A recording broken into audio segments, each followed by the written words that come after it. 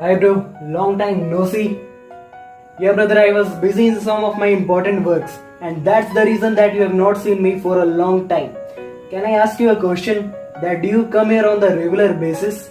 Of course brother, I come here on the regular basis and this HK Motivation channel is one of my favorite channel.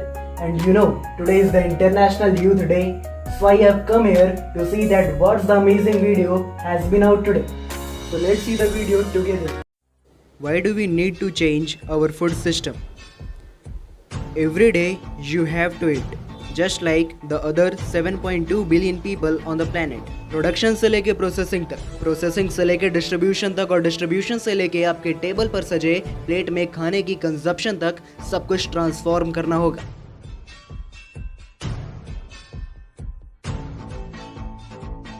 आंखों में वैभव के सपने, मन में तूफानों सी गति हो।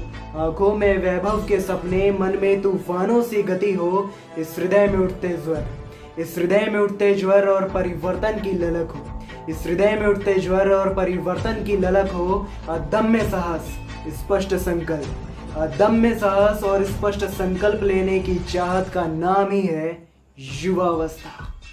तो हाँ जी दोस्तों, की हालचाल, सब खैरियत?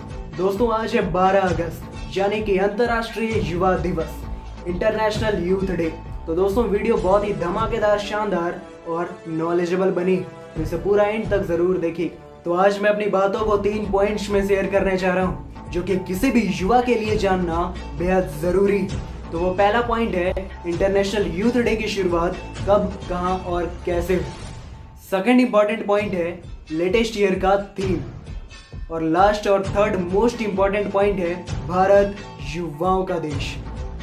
तो वो पहला पॉइंट है कि इंटरनेशनल यूथ डे की शुरुआत कब और कहाँ हुई। 17 दिसंबर 1999 को यूनाइटेड नेशन जनरल असेंबली के द्वारा युवा विश्व सम्मेलन आयोजित किया गया था, जिसमें कई देशों के युवाओं ने बढ़ चढ़ कर हिस्सा लिया और अपने अपने प्रस्ताव को असेंबली के सामने रखा, जिसमें से 120 में से 54 प्रस्ताव को खारिज कर दिया गया। और साथ ही साथ उसी दिन यह भी घोषणा हुई कि हर वर्ष 12 अगस्त को अंतर्राष्ट्रीय युवा दिवस मनाया जाएगा और पहली बार सन 2000 में इसे मनाया गया।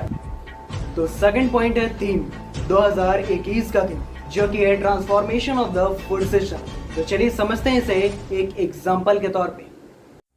Why do we need to change our food system? Every day you have to eat, just like the other 7.2 billion people on the planet.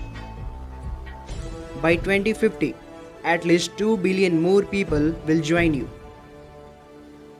Will you be able to continue eating the same way? The answer is no.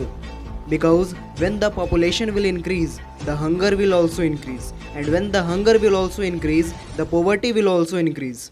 This is the responsibility of each and every youth of this country, each and every youth of this planet to stop this upcoming biggest crisis.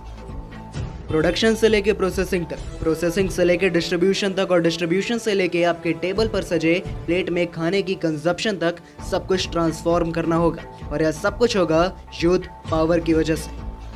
तो चलिए दोस्तों बात करते हैं तीसरी और सबसे महत्वपूर्ण पॉइंट की, भारत युवाओं का देश। दोस्तों क्या आपको पता है कि भारत को युवाओं का देश कहा जाता है?